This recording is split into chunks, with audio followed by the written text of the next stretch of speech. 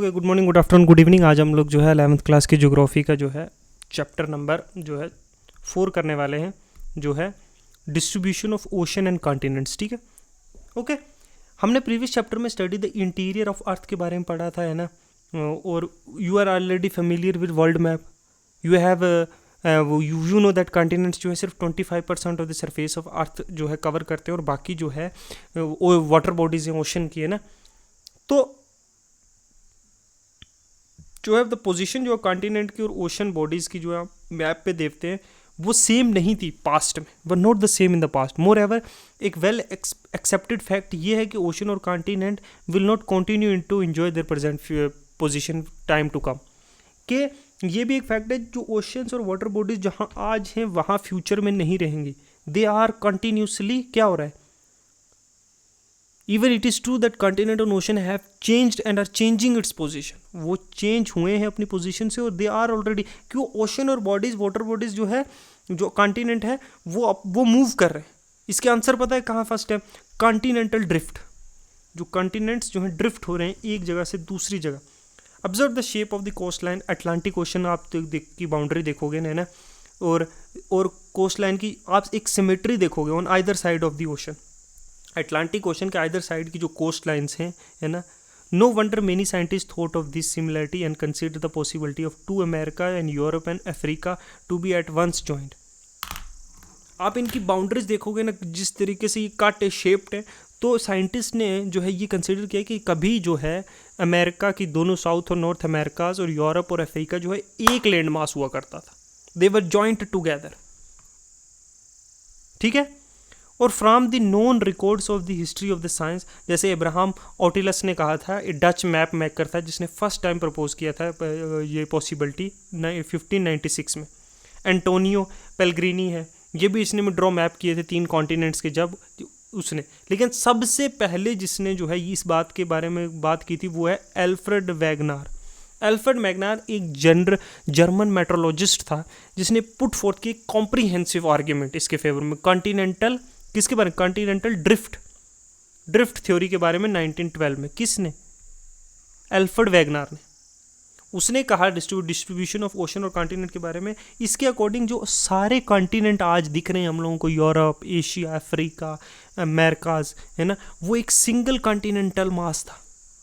एक mega ocean हुआ करता था जो इन सबको सराउंड करता है। इस सुपर कॉन्टिनेंट को हम कहते थे पेंजिया। एक ही मास था और उसके अराउंड जो है ओशन बॉडी थी, एक कॉन्टिनेंट था। ठीक है, जिसको हम पेंजिया कहते थे, और विच मेंट ऑल अर्थ, पूरी ज़मीन जो है एक ही कॉन्टिनेंट थी, उसके अराउंड था ओशन। और जिस ओशन को क्या कहते थे, जिस मेगा ओशन को, पेंथिसला। ठीक है, पेंथलेसा। ठीक है, पेंथलासा। ठीक है, meaning all water. Panthalassa meaning all water, और Pangaea mean meant all earth. आप देखो इसकी आर्ग्यूमेंट जो है अराउंड 200 मिलियन ईयर्स अगो उसने आर्ग्यू किया कि 200 मिलियन ईयर्स अगो जो है एक सुपर कॉन्टिनेंट होता था पेंजिया। वो जब टूटा, है ना, Pangaea first broke out, 2 large continent masses बने, एक लोरेशिया और दूसरा Gondwana land, forming north and southern component respectively. तो जब ये टूटे ना, तो 2 मास बने, ये लोरेशिया और ये गोंडवाना लैंड। ठीक है, ध्यान से समझते रहना, हम एक क्रोनोलॉजिकली ऑर्डर चलेंगे। ठीक है, नॉर्थर्न और साउथर्न कंपोनेंट बन गए। ठीक है, सब्सिक्वेंटली जब लोरेशिया और गोंडवाना लैंड जो है फिर दोबारा टूटे स्मॉलर पार्ट्स में, कॉन्टिनेंट्स में जो आज है, फिर ये जो है फर्दर टूटे जो है, और आज जो है जो कॉन्टिनेंट हमारे दिख रहे हैं साथ, उसकी शेप ली एक लोरेशिया और गोंडवाना से। सबसे पहले पेंजिया था, है, फिर पेंजिया टूट के जो है लोरेशिया और गोंडवाना बना, फिर ये टूट कर जो है डिफरेंट कॉन्टिनेंट्स जो आज बने, समझ गए। और उसके अराउंड जो है पहले एक ही ओशन वो हुआ करता था, वो था पेंथलासा। ठीक है, इसके एविडेंस क्या सपोर्ट करते हैं, देखो एविडेंस क्या है, the matching of continental jigsaw shape.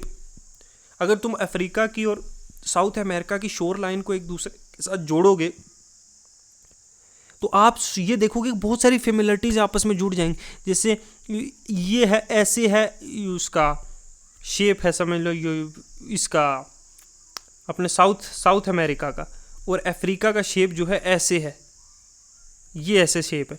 तो ये बीच में फिट हो रही है कि नहीं, जिगसॉ शेप फिट हो रही है कि नहीं इसके बीच में जाके, ये दोनों यहाँ फिट हो रहे हैं कि नहीं आपस में, तो ये एक एविडेंस बताया जाता है। जो अटलांटिक मार्जिन जो है आपस में एक दूसरे के साथ शिफ्ट हो रहे हैं, इसको कहते हैं जिगसॉ फिटिंग। एक एविडेंस कॉन्टिनेंटल ड्रिफ्ट थ्योरी का क्या है, जिगसॉ फिट। ठीक है, जिगसॉ फिट एक हो गया। दूसरा है कि रॉक्स जो है, rocks of same across the ocean, कि यहाँ पे भी सेम काइंड ऑफ रॉक्स मिल रही हैं और जो यहाँ पे मिल रही हैं। ये भी एक इंटरेस्टिंग फैक्ट है कि नहीं, कि रॉक्स की एज, उनकी फॉर्मेशन है ना, किस पीरियड की है, उसका जो आकार है, उसका केमिकल और उसका फिजिकल फीचर जो है, इन दोनों के जो है, इन दोनों शोर लाइंस के जो है आपस में मिल रहे हैं। ठीक है, दो चीज़ें ये होगी। तीसरी क्या है, टिलित। देखो सेडिमेंट्री जो है डिपॉजिट्स, ग्लेशियर के डिपॉजिट्स जो होते हैं ना, उसको कहते हैं ना टिलिट, है ना। तो गोंडवाना सिस्टम ऑफ सेडिमेंट्स जो इंडिया में है, from India to be known have its counterpart in 6 different land masses of southern hemisphere. अब जो इंडिया में जो गोंडवाना लैंड का लैंड मास है, वो जो है और 6 कंट्रीज में वैसा सिल्ट पाया जाता है। प्रो जो इंटेंसिव इंडिकेट क्या करता है, एक्सटेंसिव प्रोलॉन्ग ग्लेशिएशन। जैसे काउंटर पार्ट्स में, जैसे अफ्रीका में पाया जाता है, फॉकलैंड आइलैंड्स पे, मडागास्कर पे, अंटार्कटिका पे, ऑस्ट्रेलिया में, जो रिजेंबल करता है इस टाइप के सेडिमेंट्स को। ठीक है, इस टाइप के टिल्ट्स को, समझे। तीसरा है प्लेसर डिपॉजिट। देखो, occurrence of rich placer deposit of gold in Ghana coast or absolute absence of source rock in this region is amazing fact that gold bearing veins are in Brazil, and it obviously that the gold deposit in Ghana are derived from the Brazil plateau when two continents lay side by side। देखो, जैसा gold जो है Brazil में मिल रहा है ना, वही इस पार जो है अफ्रीका के घाना मुल्क में मिल रहा है। तो वो सेम वेन थी, ठीक है, जो टूटने के बाद जो है अलग अलग हो गई। जो यहाँ गोल्ड मिल रहा है और यहाँ गोल्ड मिल रहा है, जो रॉक्स यहाँ एब्सेंस है वो यहाँ पे भी घाना में भी एब्सेंस है। तो ये एक प्लेसर डिपॉजिट्स, जो मिनरल डिपॉजिट्स का, ये एक साइड बाय साइड 2 कॉन्टिनेंट में, ये एक और प्रूफ है। डिस्ट्रीब्यूशन फॉसल का, देखो फॉसल का डिस्ट्रीब्यूशन, बहुत सारे एनिमल्स जो है ना, जैसे मेरासोरस है, अच्छा माडागास्कर और अफ्रीका में जो लेमूर्स अकर इन इंडिया है ना, तो ये जो, और साउथर्न कैप्स प्रोविंस में साउथ अफ्रीका में Ivoire of Brazil, 2 locality present. देखो बहुत सारे एनिमल्स हैं जो यहाँ आज, देखो एक कॉन्टिनेंट पे, ये इस कॉन्टिनेंट पे पाए ही नहीं जाते थे कभी भी, उनका ये हैबिटेट ही नहीं है, और एक जो है यहाँ पे इसका एक हैबिटेट है ना, यहाँ पे वो एनिमल पाए जाते हैं। तो यहाँ पे उनकी हड्डियाँ और यहाँ पे भी उनकी हड्डियाँ पाई जा रही हैं। तो ये इतने बड़े अटलांटिक या फिर पैसिफिक ओशन को क्रॉस करके तो नहीं जा सकते था। तो same kind of fossil fuels जो हैं दोनों जो है कॉन्टिनेंट्स पे पाए जाते हैं। ये एक और प्रूफ है कि कभी ये कॉन्टिनेंट एक थे, कभी इनकी सिमिलर हैबिटेट थी, आज दोनों अलग अलग हो गए। ठीक है, ये कुछ एग्जाम्पल्स हैं, ठीक है, कि जिससे ये पता चलता है कि कभी एक पेंजिया एक बड़ा कॉन्टिनेंट था, कभी गोंडवाना और लोरेशिया जो 2 कॉन्टिनेंट थे वो टूट के अलग हुए। अब उसने, वैगनार ने बोला, अब उससे भी रीज़न भी तो, कॉज तो बता, उसने इफेक्ट तो बता दिया कि इफेक्ट। अब उससे पूछा गया ज्योग्राफी किस पर डिपेंड करती है, कॉज और इफेक्ट पे। तो उससे पूछा कि क्या कॉज हो सकता है इसके ड्रिफ्ट टूटने का अचानक से। तो उसने सजेस्ट किया that movement responsible for drifting of continent was caused by pole fleeing force और टाइडल फोर्स, कि पोल्स अपनी तरफ अट्रैक्ट करते हैं क्योंकि पोल्स के ऊपर ज़्यादा ग्रेविटी होती है, इक्वेटर की तरफ करते हैं। पोल और टाइडल फोर्स है ना, pole fleeting force related to rotation of earth की वजह से, है ना, अर्थ की वजह से, रोटेशन की वजह से। You were aware of the fact that earth is not perfectly square, the earth has its bulge equator, the bulge is due to rotation of earth. The second force that was suggested by Wegener, जो tidal force, ये है attract करती है moon और सन की वजह से, tides की वजह से। वैगनर ने बिलीव किया ये फोर्सेस जो हैं, वैगनर ये कहता है कि इन फोर्सेस की वजह से जो ये मिलियंस ऑफ ईयर तक अप्लाई होती रही और आखिरकार जो है टूट गई, है ना। लेकिन ये जो है स्कॉलर्स बिलीव करते हैं ये इनएडुकेट है, इतनी स्ट्रॉन्ग फोर्स नहीं है किसी कॉन्टिनेंट को तोड़कर चेंज किया जा सके। ठीक है, ये ड्रिफ्ट थ्योरी दी थी वैगनर ने। ठीक है, ड्रिफ्ट थ्योरी जो है वैगनर की थी। पोस्ट ड्रिफ्ट थ्योरी जो, it is interesting to note that continental जो ड्रिफ्ट है, most of the evidence was collected from the continental area in the form of distribution of flora fauna, deposition, tilts जो है, number of discovery during post world war period, है ना, नई information है geological literature में, particular जैसे ocean floor mapping की गई है ना, तो नए डायमेंशन सामने आए हैं ना, डिस्ट्रीब्यूशन ऑफ ओशन और कॉन्टिनेंट्स। तो उसके बाद जो है अब ये तो एडिक्वेट है, ठीक है, एक चीज़ उन्होंने one part of the Wegener की जो है मान ली कि हाँ कॉन्टिनेंट्स जो है पहले पेंजिया थे वो अलग हुए, लेकिन उसके पीछे का इफेक्ट तो बताया, कॉज नहीं बता पाया। टाइडल और पोलर फ्लीटिंग जो है ये बहुत ही वीक है, इतनी स्ट्रॉन्ग नहीं है कि किसी कॉन्टिनेंट जैसे लैंड मास को जो है मूव कर सके। तो फिर सवाल तो ये रह गया ना कि कैसे मूव हुए, ठीक है, समझे। तो फिर आया continental conventional current theory, Arthur Holmes की कन्वेंशनल करंट थ्योरी जो 1930 में, ये जो है possibility of conventional current operating in mantle portion, जो मेंटल के पोर्शन में जो है कन्वेंशनल करंट जो है ऑपरेट करता है। ये करंट क्या करता है, जनरेट करता है रेडियो एक्टिव मटीरियल्स, क्योंकि यहाँ लिक्विड है, एक्सट्रीम प्रेशर है ना, तो रेडियो एक्टिव मटीरियल्स जो हैं वो काज कर सकते हैं थर्मल डिफरेंस, जो है थर्मल डिफरेंस मेंटल में। और होम्स ने ये आर्ग्यू किया कि ये एग्जिस्ट सिस्टम करता है सच करंट इंटायर मेंटल पोर्शन में, पूरे मेंटल में अर्थ के में जो है ये पोर्शन एग्जिस्ट करता है, ठीक है, रेडियो एक्टिव एलिमेंट्स है ना। अब इन radioactive element provide explanation to the issue of forces on the basis of which contemporary scientist disregarded the continental drift theory. और इसके बिना पर जो है कॉन्टिनेंटल ड्रिफ्ट थ्योरी को कंप्लीटली रिगार्ड कर दिया गया है ना। फिर क्या हुआ, मैपिंग हुई ओशन फ्लोर की। जब ओशन फ्लोर्स की मैपिंग हुई है ना, तो एक रिवेल किया गया ocean floor is not just a vast plain. जब ओशन फ्लोर की मैपिंग हुई during first world war second और उसके बाद भी, तो उन्हें ये पता चला कि ओशन कोई सिर्फ प्लेन एरियाज नहीं है, वहाँ वो फुल ऑफ रिलीफ्स हैं, वहाँ माउंटेन्स हैं, वहाँ वैलीज हैं, ठीक है। Ocean floor is post world वार जब पीरियड में provided detail picture of ocean relief and indicated the existence of submerged mountain ranges हैं ओशन में है ना, डीप ट्रेंचेज है ना, और कॉन्टिनेंटल मार्जिन्स पे है ना, और मिड ओशनिक रिज भी है। मिड ओशनिक रिज मतलब बीच ओशन के ऐसे रिजेस जो ऐसे स्प्रेड हो रही है यहाँ से वोल्केनिक एक्टिविटी से, ये रिजेस बीच में बनी हुई है ना, जहाँ से वोल्केनिक इरप्शन हो रही है ना। तो और जो रॉक्स हैं from the ocean crust reveal that the fact that the latter is much younger than the continental areas.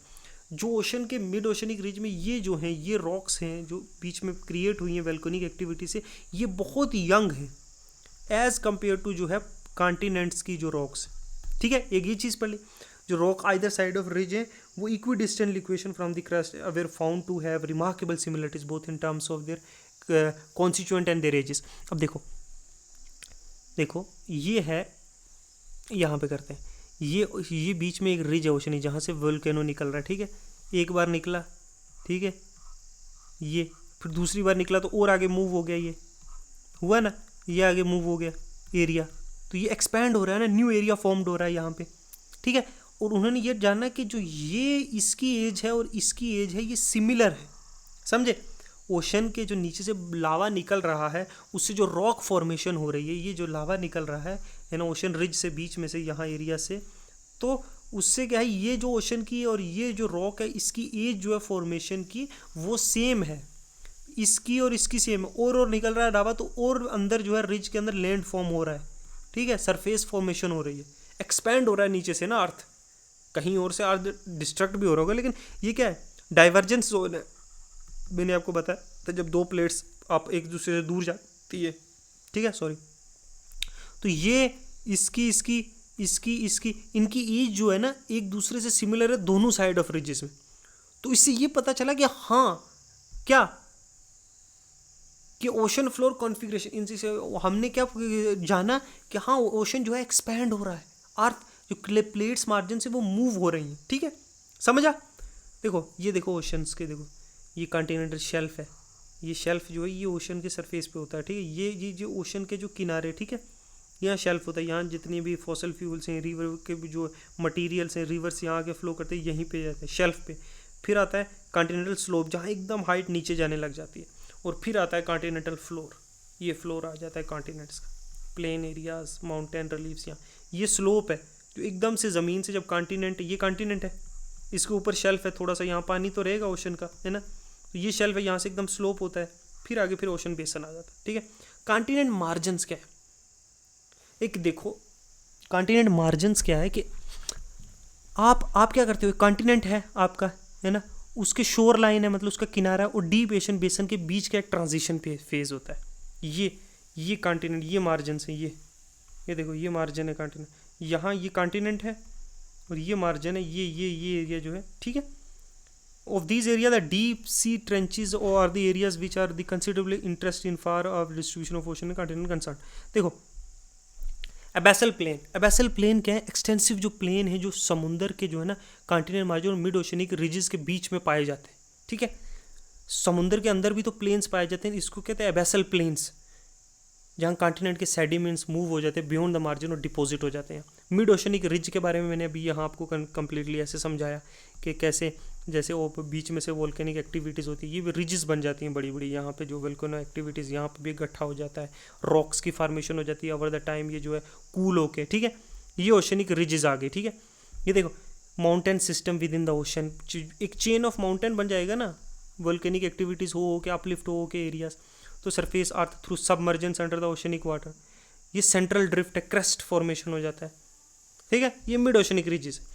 अब distribution of earthquakes and volcano पढ़ते हैं। दुनिया में अर्थक्वेक्स और जो है उनका डिस्ट्रीब्यूशन, देखो मैं बताता हूँ डिस्ट्रीब्यूशन अर्थक्वेक। सबसे पहले अर्थक्वेक के डिस्ट्रीब्यूशन को समझने के लिए आपको पता चले दो बाउंड्रीज जो प्लेट्स टकराती हैं, है ना, तो जो हैवियर डेंसियर प्लेट होती है वो क्या होता है, नीचे क्या हो जाती है, सबड्यूड होती है। जो लाइटर प्लेट होती है वो क्या है, इसके ऊपर चढ़ जाती है, यहाँ से ये जो है नीचे गई, तो यहाँ पे क्या वोल्केनिक एक्टिविटीज़ होने के चांसेस हैं कि नहीं हैं। फिर यहाँ से ये तो ये जो ये एरिया ये जल के अंदर चले जाएगा और यहाँ से वोल्केनो निकल जाएगा या यहाँ से निकलेगा वोल्केनो, ठीक है। तो कन्वर्जेंस बाउंड्री, ये कन्वर्जेंस बाउंड्रीज जो हैं इसको क्या कहते हैं, एरिया ऑफ कन्वर्जेंस, ठीक है। इसको डिस्ट्रक्टिव बाउंड्रीज भी कहते हैं क्योंकि यहाँ डिस्ट्रक्ट हो रही है ना, है ना। फिर क्या है, जब दो प्लेट्स जो हैं, ये एक प्लेट है समझ लो, एक ये प्लेट है, प्लेट ओशन भी हो सकती है, ओशन कॉन्टिनेंट भी हो सकती है, कॉन्टिनेंट भी हो सकती है, तीन टाइप के होती है, ठीक है, ओके। ये एक दूसरे से क्या कर रही हैं, दूर जा रही हैं, तो ये क्या है, एरिया ऑफ डाइवर्जेंस, ये एरिया ऑफ डाइवर्जेंस है, ठीक है। यहाँ से क्या होगा, लावा बाहर निकलेगा, ठीक है, क्योंकि एरिया खाली हो रहा है, तो यहाँ क्या होगा, नई लैंड होगी, नई लैंड जो है, नया जो है प्लेट जो है ये क्या होगी, बिल्ट होगी, तो इसको क्या कहते हैं, कंस्ट्रक्टिव बाउंड्रीज। ये क्या था, डिस्ट्रक्टिव बाउंड्रीज, ठीक है। एक और होता है जहाँ दो प्लेट्स जो है पैरेलल हैं एक दूसरे के, एक इधर जा रही है या इधर, है ना, या फिर इधर और इधर, ठीक है, ऐसा भी होता है, ठीक है। ये आपस में स्लाइड करती हैं यहाँ पे भी, और इन एरियाज़ में जो है कन्वर्जेंस डाइवर्जेंस और ऐसा होता है, तो वहाँ पे क्या होता है, अर्थक्वेक क्रिएट हो जाते हैं, ठीक है। देखो आप डिस्ट्रीब्यूशन अर्थक्वेक आप पढ़ोगे figure and you will notice that a lot of dots in central part of Atlantic Ocean almost parallel to the coast line. मैं आपको पढ़ाऊंगा आगे, मैप दिखाता हूँ, ठीक है। It is further extend to the Indian Ocean और bifurcate into little sound of India sub continent. देखो कहाँ है concept of sea floor spreading बड़ी, ये देखो। अब यहाँ देखो ये पैसिफिक प्लेट है, ये कॉन्टिनेंटल प्लेट और पैसिफिक प्लेट आपस में टकरा रही है, इसको रिंग ऑफ फायर क्यों कहते हैं। देखो ये पूरी एक मेजर प्लेट जो आपस में टकरा, जहाँ जहाँ प्लेट्स जो है ना आपस में टकरा रही हैं एक दूसरे से या दूर जा रही हैं, ये क्या है, ये सी फ्लोर स्प्रेडिंग है, ये है मिड अटलांटिक रीज। यहाँ क्या है, ये कन्वर्जेंट हो रहा है, यहाँ नई बाउंड्रीज बन रही हैं, यहाँ नया बन रहा है, और यहाँ जो है ये एरिया यहाँ टकरा रहा है, और ये टकरा के ये देखो ये प्लेट्स एक दूसरे के ऊपर कट गई। यहाँ पे क्या है, रॉकी माउंटेन बनेगा, यहाँ पे क्या है, एंडीज बना है, ये देखो यहाँ पे माउंटेन रेंजेस, यहाँ पे ये देखो ये आर्कोपेलेजीज जो है, यहाँ पे इंडोनेशिया में यहाँ फ्रीक्वेंट सुनामीज आती हैं, ये कन्वर्ज करती हैं, एक कॉन्टिनेंटल प्लेट और ओशन प्लेट दोनों के साथ टकरा रही हैं, ठीक है। ये देखो ये यहाँ से टकरा रही हैं, ये छोटे छोटे आइलैंड्स जो बन रहे हैं ये इनकी वजह से ही तो बन रहे हैं, तो ये प्लेट टकरा रही हैं। यहाँ क्या है, ये अर्थक्वेक, मेजर अर्थक्वेक्स हैं यहाँ पे, ठीक है।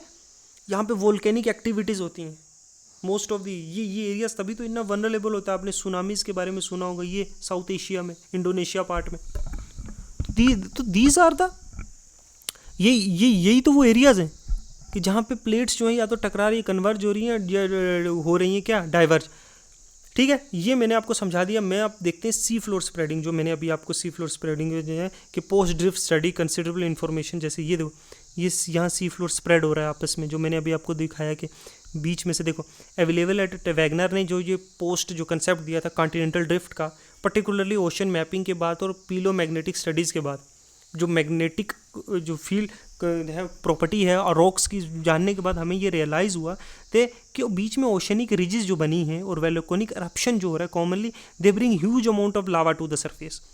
तो ये जो ओशनिक रिजेस जो बनी बीच में ओशंस के, जो आप इधर इधर मूव कर रही हैं और इधर मूव कर रही है, ठीक है ना। तो ये जो है बहुत सारा लावा जो है, ये लावा बहुत सारा जो है ये ज़मीन पे लाती है, ठीक है। ये लावा ज़मीन पे आया कि नहीं, तो इससे क्या हो रहा है, तो the rocks equidistant to either side of the crest of the mid-oceanic ridges shows remarkable similarities in term of period of formation, chemical composition और magnetic properties।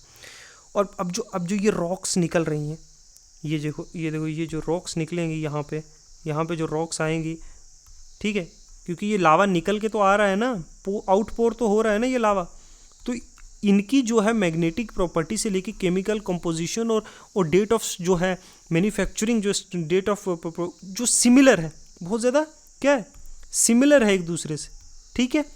तो इससे क्या हमने पता चला, रॉक जो क्लोजर है ओशनिक रिज के, वो पोलैरिटी, और जो रॉक्स यहाँ पे क्लोज में, देखो जितना जितना पोर होगा पुरानी रॉक्स को आगे धकेलेगा कि नहीं धकेलेगा, यहाँ तो फ्रेश पड़ेगा ना, तो नया तो आगे चला जाएगा। यहाँ रॉक्स बिल्ड हुई हैं तो ये पुरानी है, यहाँ पे दूर पुरानी, ये जो है ये नई है, ये न्यू है कंस्ट्रक्शन में, डेवलपमेंट में, ठीक है।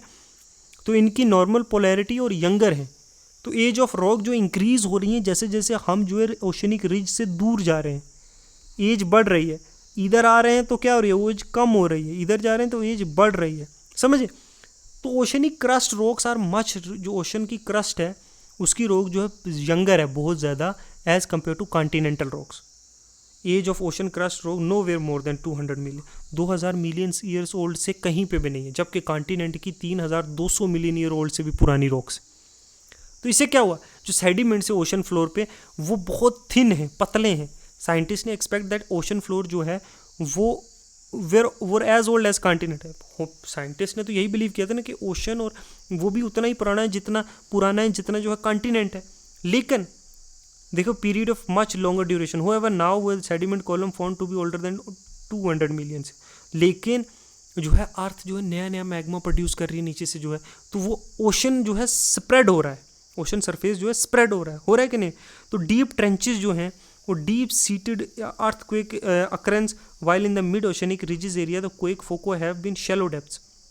देखो ट्रेंच कैसे बनती है, जब देखो ये ओशनिक प्लेट है समझ लो, और एक ये ओशनिक प्लेट है, इसमें से एक सबमर्ज की नीचे, ठीक है, जो एरिया ऑफ सबमर्जेंस है ना, यहाँ से दोनों टकराई हैं जब, है ना, दोनों प्लेट्स टकराई आपस में, है ना, तो ये एक डीप ट्रेंच यहाँ पे बना कि नहीं बना ना। पहले तो इतना प्लेन था ना पूरा, ये डीप ट्रेंच बना, ये ट्रेंचेस है, ठीक है, इनसे वोल्केनिक एक्टिविटीज़ होता है। ये जो बाकी एरिया ये जो एरिया है, अरे यार जो ये एरिया, ये एक मिनट कोई और लेना, ये जो एरिया है, ये जब पिघलेगा ना बीच में जाएगा तो कहीं से तो निकलेगा बाहर ना, समझे।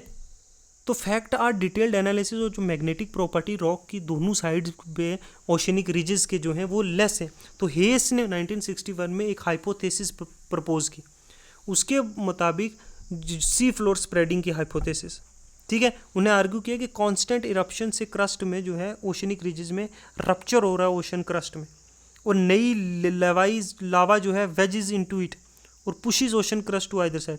तो ओशन क्रस्ट को दोनों को स्प्रेड कर रहा है, तो और लावा यहाँ से निकल रहा है ना, तो यहाँ नई लैंड फॉर्म्स बन रही हैं, है ना।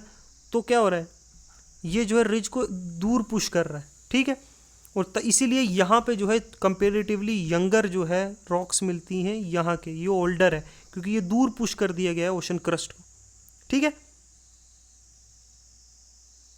लेकिन ये है कि ओशन फ्लोर थो स्प्रेडिंग और younger ocean crust as well, and the fact that spreading of one ocean does not cause the shrinking of other, कि एक ओशन क्रस्ट के जो है स्प्रेड होने से दूसरी जगह कम नहीं होता। ये देखो अब यहाँ कितनी बेहतरीन डायलॉग। ये एक ओशन प्लेट है, ये भी प्लेट है ना, लिथोस्फीयर है, ये स्थैनोस्फीयर है, पूरा लिक्विड है।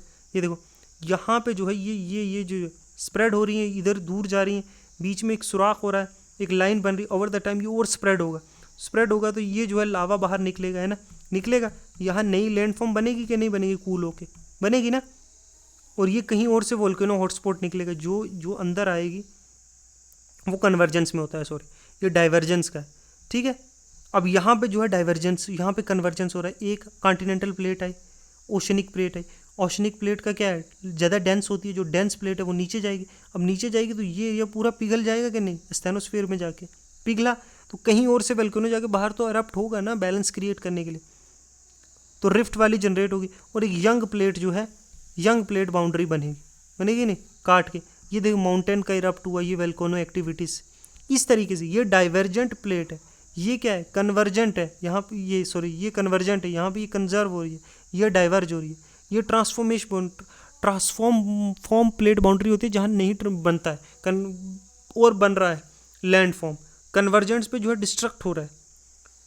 He further maintained that ocean's floor get pushed due to volcanic eruption at the crest and sink down at the ocean trenches and get consumed। ये मैंने अभी समझाया आपको, ठीक है, ओके। ये देखो पहले पेंजिया ऐसे टूटा, ऐसे वर्ल्ड टूटा, ये ऐसे ऐसे बना है। इसकी डायग्राम ऑफ प्लेट टेक्टोनिक। अब देखते हैं प्लेट टेक्टोनिक के बारे में, ठीक है।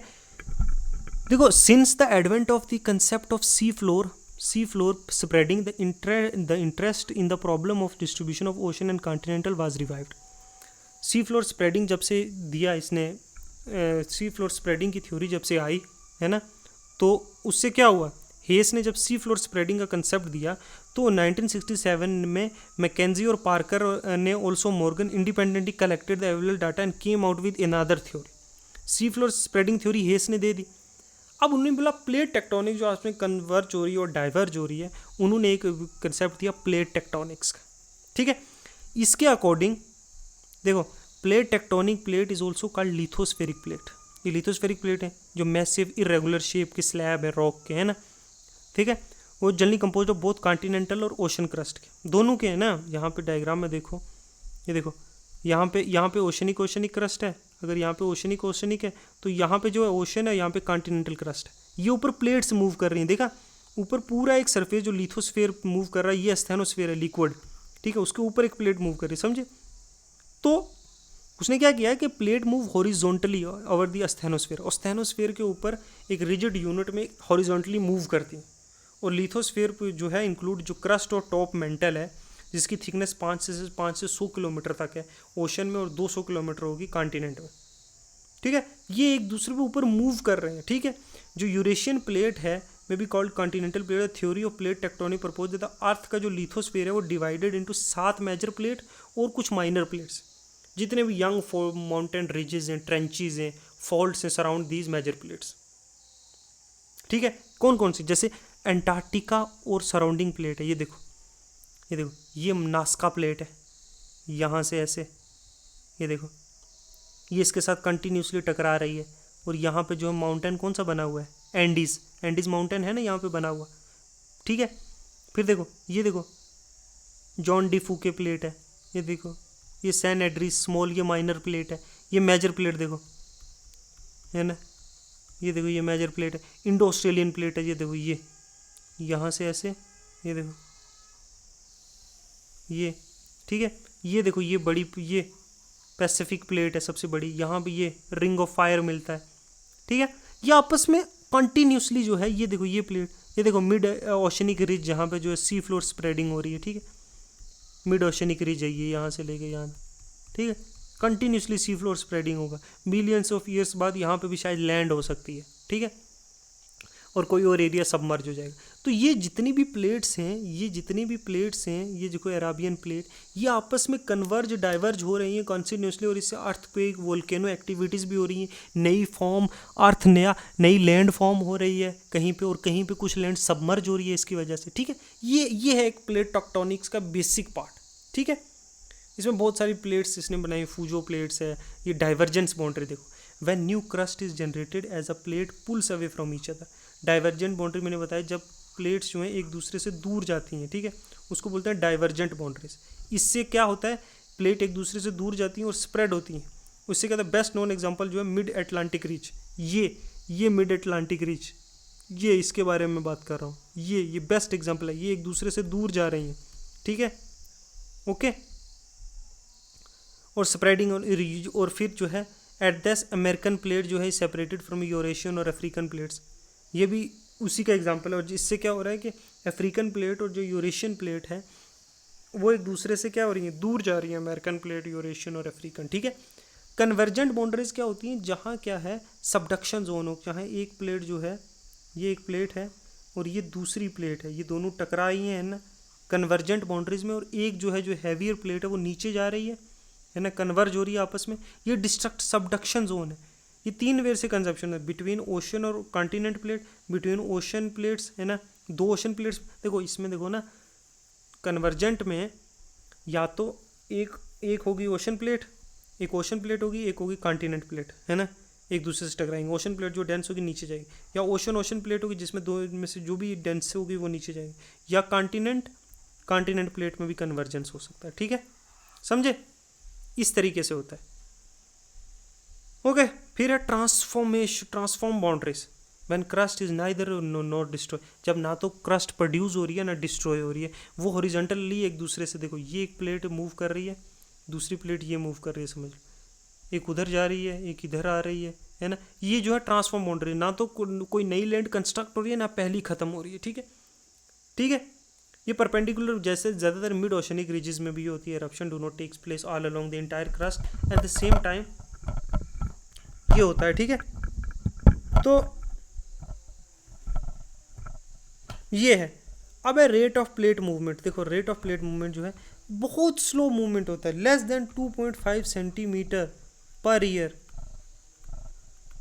आर्टिक प्लेट जो है स्लोएस्ट रेस पे मूव कर रही है ना। ईस्ट पैसिफिक जो है, ईस्टर्न आइलैंड जैसे south pacific about 1400 kilometre west of Chile has the fastest, जो 15 सेंटीमीटर, जो चिली के पास वाला एरिया वो 15 सेंटीमीटर पर ईयर मूव कर रहा है फास्टेस्ट। स्लोएस्ट कौन सी है? आर्टिक वाली 2.5 सेंटीमीटर पर ईयर। तो एक ये स्लो प्रोसेस है, एक रात में नहीं हुआ। फिर पढ़ते हैं हम लोग फोर्स। अब कौन किस फोर्सेस से जो है ये प्लेट की मूवमेंट हो रही है, ये भी तो समझना जरूरी है ना। वैगनार ने जो प्रपोज की थी थ्योरी कॉन्टिनेंटल ड्रिफ्ट की, तब साइंटिस्ट ने ये बिलीव करते थे कि जो अर्थ है वो सॉलिड है पूरी, मतलब अंदर जो है ना ही मोल्टन मैग्मा है स्टेनोस्फीयर में, ना मेंटल में, ना कोर में, और मोशनलेस बॉडी है, मूव भी नहीं करती। लेकिन सी फ्लोर स्प्रेडिंग की जब थ्योरी जो यूनिफाई हुई इसके साथ, प्लेट टेक्टोनिक थ्योरी के साथ, तो क्या हुआ कि साइंटिस्ट ने ये डिस्कवर किया कि ये मोशनलेस नहीं है और ना ही स्टैटिक है, बट के डायनामिक है, मूव कर रही है। फैक्ट के the plates move are now well expected fact. अब जो प्लेट मूवमेंट है उसको एक फैक्ट की तरह जो है समझ लिया था। और जो मोबाइल रॉक से नीचे, मतलब जैसे ये प्लेट्स हैं ऊपर, ये प्लेट्स हैं ना, यहाँ पे जो ऊपर तो हार्ड रॉक है ना, नीचे जो रॉक्स हैं ना, रिजिड रॉक के ऊपर जो हार्ड सरफेस के है ना, जब ये हीट होती है ना, है ना, वो राइज होने लग जाती है, ऊपर राइज होती है ना हीट होके ना, तो जो और जब ऊपर आके स्प्रेड हो जाती हैं और कोल्ड हो जाती है, फिर से नीचे दफन हो जाती हैं, होती हैं कि नहीं। ठीक है, ये साइकिल जो है रिपीटेटिव पे चलता है। ये किस दो चीज़ों से, एक तो रेडियो एक्टिव डीके की वजह से, है ना, जो कन्वेंशनल सेल्स बन जाते हैं ना, फिर ऐसे ऐसे मूवमेंट कर रहा है ये, इसके नीचे ये ऐसे मूवमेंट कर रहे हैं रॉक्स, है ना। तो ये जो प्लेट मूव हो रही है ऊपर, है ना, एक तो रेडियो एक्टिव डीके की वजह से, और एक कन्विक्शन फ्लो या फिर रेडियो एक्टिव डीके या कन्वेंशन फ्लो। तो हीट जो है अर्थ के अंदर वो दो सोर्सेस से आती है, एक तो रेडियो एक्टिव डीके और एक रेजिडुअल हीट होती। तो आर्थर होम ने जो फर्स्ट कंसीडर किया आइडिया, जो इन्फ्लुएंस करता है हैरी हेस को थिंकिंग में, कि सी फ्लोर स्प्रेडिंग जो हो रही है, जो slow movement of hot and soften mental है ना, जो नीचे है स्टेनोस्फीयर के नीचे मेंटल में, यहाँ पे है ना, वो रिजिड प्लेट, ऊपर तो प्लेट चल रही है ना, ये ड्राइविंग फोर्स है प्लेट्स के मूवमेंट के लिए। यहाँ रेडियो एक्टिव डीके हो रहा है, मैं आगे जाके आपको इमेजेस में समझाऊंगा। ठीक है, ये हमने इतना देख लिया। आज हमने थोड़ा एक कंसेप्ट समझने की कोशिश की, कुछ बेसिक। अब हम देखते हैं कि मूवमेंट ऑफ इंडियन प्लेट्स की मूवमेंट देखो। इंडियन प्लेट्स इंक्लूडिंग जो पेनिनसुलर इंडिया है और ऑस्ट्रेलियन कॉन्टिनेंट पोर्शन है, ये सबडक्शन जोन अलोंग द कहाँ, हिमालय, यहाँ हिमालय जब बना ना, ये सबडक्ट हुई इंडियन प्लेट यहाँ आके, है ना। क्यों? ये किसका, ये कॉन्टिनेंट कन्वर्जेंस हुआ है यूरेशिया के साथ ऊपर, और यहाँ से इधर ईस्ट में म्यांमार की तरफ हुआ कि नहीं। Over the period of time ये देखो इस तरह से मूव होके आई है। Earlier India 71 million year ago India यहाँ तक है नीचे इंडियन ओशन में, फिर 55 मिलियन ईयर्स अगो ये तो 38 मिलियन यहाँ इक्वेटर पे था इंडिया, है ना। और यहाँ से यहाँ तो यहीं कहीं जो है मोल्टन मैग्मा होगा, गोंडवाना लैंड का जब इंडिया पार्ट था, है ना। तो boundary between Indian arctic plate is also marked by the oceanic ridge, समझे। इंडिया जो एक large island situated off the Australian coast के एक वास्ट इंडियन ओशन में था, है ना। और वो जाके ऊपर जाके फिर मैंने आपको समझाया था कि कैसे ये जाके यहाँ टकराता है यूरेशियन प्लेट्स के साथ। ठीक है, यूरेशियन प्लेट्स के साथ ये यहाँ जाके टकराता है और यहाँ से हिमालयस का राइज होता है। यहाँ एक सी था, तेस्त सी है ना, तेस्त सी है ना, यहाँ बीच में इंडियन इस जगह पे। तो ये जो है स्लो मूवमेंट हुई थी ओवर द ईयर, जो इंडियन प्लेट की वहाँ तक पहुँचा है, समझे। ठीक है। इस तरीके से ये उसकी पूरी थ्योरी बताई हुई है कैसे हुआ कि किस किस तरह से है ना, ये जो ढक्कन ट्रैप कैसे बना था। देखो, major event that occurred outpouring of lava formation of Deccan trap, है ना, ये जब इंडिया गोंडवाना लैंड का पार्ट था, या फिर इंडिया जब मूव कर रहा था तो कहीं बीच में जो है, अब एक दिन में तो थोड़ी मूव किया, मिलियंस ऑफ ईयर्स लगे ना, तो यहाँ कहीं बीच बीच में जहाँ लावाज होंगे ना, लावा जहाँ हॉटस्पॉट होगा उसके ऊपर इंडिया होगा, तो वहाँ से लावा निकल निकल के ये पूरा इंडिया का जो है ये ढक्कन ट्रैप जो बना था ये इस तरह से बना था। ठीक है, ये मूवमेंट हुई थी इंडिया की, टूट के ऑस्ट्रेलियन प्लेट से, गोंडवाना लैंड से जब टूट के इंडिया के यूरेशियन प्लेट के साथ टकराया था, समझे। इस तरीके से जो है ये पेंजिया से टूट कर जब बना था, दो मेजर प्लेट सेपरेट हुई थी by Tethys sea and the Tibetan block से, जो एशियाटिक लैंड मास है इसके करीब आके ऐसे लगा यूरेशिया। और जब ये झटका लगा ना यहाँ पे, ये देखो, ये मैं एक मिनट दूसरा पेन लेता हूँ, जब ये यहाँ आके इस एरिया में लगा तो ये हिमालय का फॉर्मेशन हुआ, यहाँ से यूरेशियन, ये नीचे सबडक्ट हुई, तो वोल्केनिक एक्टिविटीज़ भी हुई, आज नहीं है लेकिन तब हुई थी। तो ये माउंटेन का राइज हुआ, यहाँ जो सेडिमेंट्स थे आकर, जो पूरे रिवर्स के ये सेडिमेंट आके जहाँ ये शेल्फ पे, ओशन की शेल्फ पे इकट्ठे हुए थे, वो ऊपर उठ के ये बना है ग्रेनाइट का पूरा। और यहाँ से कुछ ये एरिया जो है हमारा टूट के जो ये सबडक्ट हो गया और यहाँ से एमर्ज हुआ इस टकराने की वजह से। तो मिलियंस ऑफ द ईयर्स लगे, ये ऐसे ट्रैवल होके इंडिया ऊपर आया, इधर से ऐसे ऐसे ऐसे ये ट्रैवल करके इंडियन प्लेट से ऊपर आई। ओके, इस तरीके से जो है इंडियन प्लेट का ट्रैवल हुआ। ठीक है, हमने कुछ बेसिक ली है अंडरस्टैंडिंग। अभी हम लोग जब इसको कॉम्प्रिहेंसिवली जब स्टैंडर्ड बुक्स में करेंगे, तब इसका क्या करेंगे हम लोग कि मैपिंग की हेल्प से जो है पूरा इस इंडिया का और बाकी कंट्रीज़ का डिटेल वाइज इसका करेंगे, कैसे टेक्टोनिक मूवमेंट होती है, कैसे सब होता है। ठीक है, अभी हम लोगों ने एक बेसिक अंडरस्टैंडिंग लेनी है किस किस ने कौन कौन सी थ्योरीज दी हैं, ये है वो है, जो एनसीईआरटी में एक दिया हुआ। ठीक है, ओके, इतना मैपिंग नहीं है ना, अगर मैपिंग होती ना, सही से मैप्स होते इसके बीच में, तो हम लोग और डीपर अंडरस्टैंडिंग हमें हो सकती थी इस टॉपिक की। डीपर अंडरस्टैंडिंग के लिए हम लोगों को मैप्स देखने पड़ेंगे, अर्थ के इंटीरियर का मैप देखना पड़ेगा कैसा है। ठीक है,